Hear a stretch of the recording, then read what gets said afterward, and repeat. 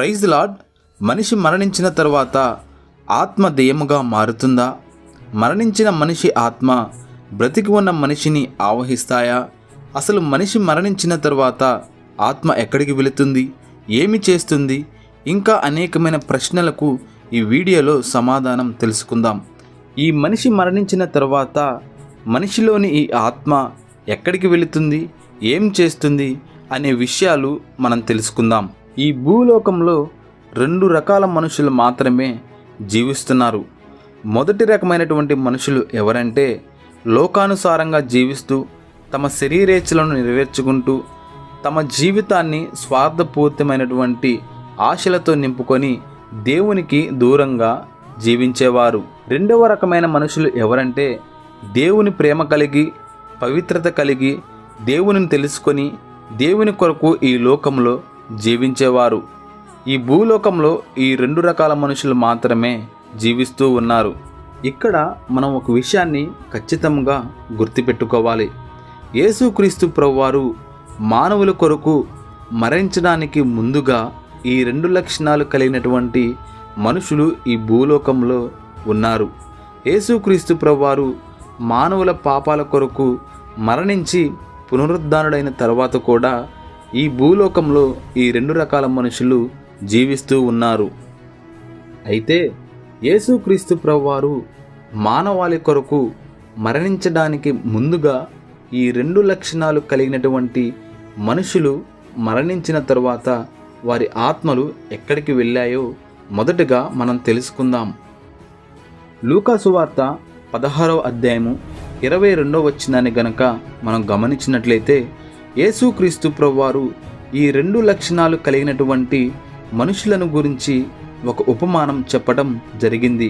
ధనవంతుని గురించి, లాజరును గురించి. ధనవంతుడు ఈ లోకంలో తన శరీర కోరికలను నెరవేర్చుకుంటూ స్వార్థపూరితమైనటువంటి జీవితాన్ని జీవిస్తూ దేవునికి దూరంగా ఉన్నాడు. లాజరు పవిత్రమైన జీవితాన్ని జీవిస్తూ దేవునికి దగ్గరగా ఉన్నాడు. వీరిద్దరూ మరణించిన తరువాత వీరి ఆత్మలు ఎక్కడికి వెళ్ళాయి అని మనం ఆలోచించినట్లయితే, చెడ్డవాడైనటువంటి ధనవంతుడు, మంచివాడైనటువంటి లాజరు ఇద్దరూ కూడా పాతాళము అనే ప్రాంతానికి చేర్చబడినట్లుగా బైబిల్ గ్రంథంలో మనకి స్పష్టంగా అర్థమవుతుంది. అయితే ఇద్దరు పాతాళంలోనికి చేర్చబడినా కానీ పాతాళంలో 2 వేరువేరు ప్రాంతాలు ఉన్నట్లుగా బైబిల్ గ్రంథంలో మనకి అర్థమవుతుంది. ఆ 2 ప్రాంతాలు ఏమిటంటే, ధనవంతుడు వేదనకరమైనటువంటి ప్రాంతంలో ఉంచబడ్డాడు, కానీ లాజరు మాత్రము పరదేశు అబ్రహాము రొమ్ము అనే ప్రాంతంలో నెమ్మది పొందుతూ ఉన్నాడు. అంటే వేదనకరమైనటువంటి ప్రాంతంలో ధనవంతుడు ఉన్నాడు, నెమ్మది పొందేటువంటి ప్రాంతంలో లాజరు ఉన్నాడు. ఇక్కడితో మనందరికీ ఒక విషయం స్పష్టంగా తెలిసింది. యేసుక్రీస్తు ప్రభువారు మానవుల కొరకు మరణించడానికంటే ముందుగా మరణించినటువంటి మంచివారు, చెడ్డవారు పాతాళము అనే ప్రాంతానికి చేర్చబడ్డారు. అయితే మంచివారు అందరూ అబ్రహాము రొమ్ము పరదేశు అనే ప్రాంతంలో ఉంచబడ్డారు. చెడ్డవారు అందరూ వేదన కలిగేటువంటి ప్రాంతంలో వేయబడ్డారు. ఈ 2 ప్రాంతాలు పాతాళంలోనే ఉన్నాయి, కానీ నెమ్మది పొందేటువంటి ప్రాంతానికి, వేదన పొందేటువంటి ప్రాంతానికి ఇటువారు అటు రాకుండా, అటువారు ఇటు రాకుండా మధ్యలో ఒక పెద్ద అగాధం ఉన్నట్టుగా, మధ్యలో వేరు చేసేటువంటి ఒక పెద్ద మార్గం ఉన్నట్లుగా మనకు బైబిల్ గ్రంథంలో స్పష్టంగా తెలుస్తుంది. పాత నిబంధన గ్రంథంలో యేసుక్రీస్తు ప్రభువారి కంటే ముందుగా ఉన్న మనుషులలో మోషే కానీ, అబ్రహాము కానీ, ఇస్సాకు కానీ, యాకోబు కానీ, దేవుని కృప పొందుకున్నటువంటి ఇశ్రాయేలు జనాంగం కానీ, మంచి వ్యక్తులైనటువంటి ప్రతి ఒక్కరూ కూడా అబ్రహాము రొమ్ము నెమ్మది పొందేటువంటి ప్రాంతంలో, పరదేశు అనే ప్రాంతంలో, పాతాళంలో ఉంచబడ్డారు. పాత నిబంధన గ్రంథంలో దేవునికి దూరంగా తమ ఇష్టానుసారంగా జీవించినటువంటి నెఫ్లీలు, అమాలేకీలు, విగ్రహారాధన చేసిన వారు ఈ పాతాళంలోనే, వేదనకరమైనటువంటి ప్రాంతంలోనే ఉంచబడ్డారు. అయితే యేసుక్రీస్తు ప్రభువారు మానవుల పాపాల కొరకు మరణించి పునరుద్ధానము చెందిన తరువాత మరణించినటువంటి మంచి వ్యక్తుల ఆత్మలు, చెడ్డ వ్యక్తుల ఆత్మలు ఇప్పుడు ఎక్కడికి వెళతాయి, ఏం చేస్తాయి అనే విషయాన్ని ఇప్పుడు మనం తెలుసుకుందాం. యేసుక్రీస్తు ప్రభువారు సిలువ వేయబడినప్పుడు ఆయన పక్కన ఉన్నటువంటి ఒక దొంగతో ఈ మాట చెప్పటం జరుగుతుంది. నేడు నీవు నాతో కూడా పరదేశులో ఉందువు అని. ఎఫెసీయులకు రాసిన పత్రిక 4వ అధ్యాయము 8వ వచనాన్ని గనక మనం గమనించినట్లయితే మనకు స్పష్టంగా అర్థమవుతుంది. యేసుక్రీస్తు ప్రభువారు సిలువలో ఉన్నటువంటి ఆ దొంగను తీసుకొని పరదేశు అనే ప్రాంతానికి వెళ్ళి ఆ పరదేశులో ఉన్నటువంటి నెమ్మది పొందినటువంటి ప్రతి ఒక్కరిని కూడా తనతో తీసుకొని ఆకాశంలోనికి వెళ్ళిపోయినట్లుగా స్పష్టంగా అర్థమవుతుంది.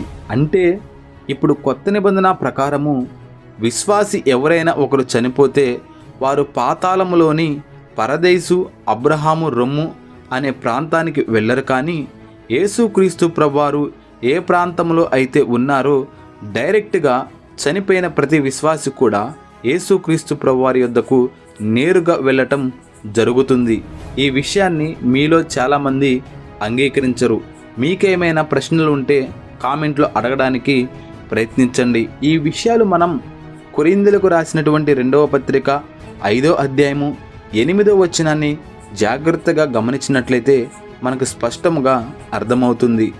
మరి క్రొత్త నిబంధన ప్రకారం పాపము చేస్తూ దేవునికి దూరంగా ఉన్నటువంటి విశ్వాసులు కానీ, దేవునికి దూరంగా ఉన్నటువంటి నామకార్థస్తులు కానీ ఎక్కడికి వెళుతున్నారు అని మనం ఆలోచించగలిగినట్లయితే వీరు పాత నిబంధన గ్రంథంలో ఉన్నటువంటి పాతాళములో వేదనకరమైనటువంటి ప్రాంతానికే వెళ్తున్నారు. ఇక్కడ మనం ఒక విషయాన్ని గమనించాలి. పాత నిబంధన గ్రంథంలో మరణించినటువంటి పాపాత్ములు అందరూ, క్రొత్త నిబంధనలో మరణించినటువంటి పాపాత్ములు అందరికీ ఈ పాతాళములోని వేదనకరమైనటువంటి స్థలం అనేది శాశ్వతమైనది మాత్రము కాదు. ప్రకటన గ్రంథము 20వ అధ్యాయము 11వ వచనం నుంచి 15వ వచనం వరకు మనం గమనించినట్లయితే వారి కొరకు నిత్యము మండేటువంటి నరకాగ్ని అనేది ఒకటి సిద్ధపరచబడి ఉంది. యేసుక్రీస్తు ప్రభువారి యొక్క 2వ రాకడలో వీరి అందరికీ తీర్పు తీర్చబడుతుంది. వారు చేసినటువంటి క్రియల చొప్పున వారిని ఆ యొక్క నరకాగ్నిలోనికి సాతానుతో కలిపి నెట్టివేయబడడం జరుగుతుంది.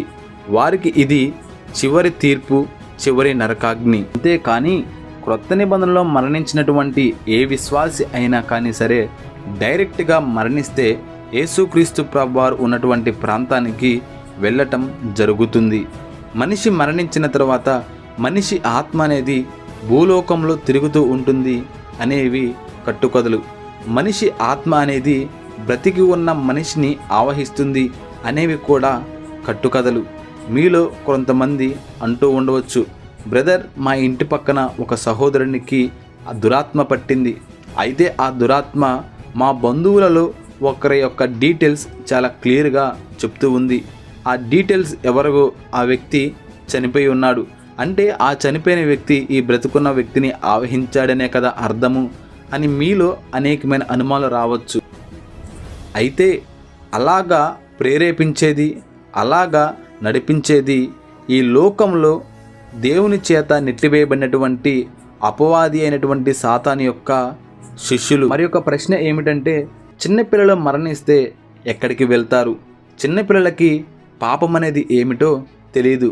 అందుకే యేసుక్రీస్తు ప్రభువారు చిన్నపిల్లల లాంటిదే పరలోక రాజ్యము అని అంటారు. కాబట్టి వారు మరణిస్తే ఖచ్చితంగా వారి ఆత్మలు దేవుని యొద్దకు వెళ్తాయి.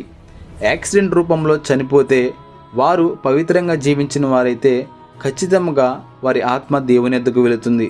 వారు పాపం చేసి జీవిస్తే వారి ఆత్మ పాతాళంలోని వేదనకరమైన ప్రాంతానికి వెళ్తుంది. మరి సూసైడ్ చేసుకున్న వారి ఆత్మలు ఎక్కడికి వెళతాయని మనం ఆలోచించినట్లయితే సూసైడ్ చేసుకోవడం అనేది దేవుడు మనకి ఇచ్చినటువంటి ఆయుష్ని మన స్వహస్తాలతో మనమే ఆపివేసుకున్నాం కాబట్టి అది పాపముగా ఎంచబడుతుంది.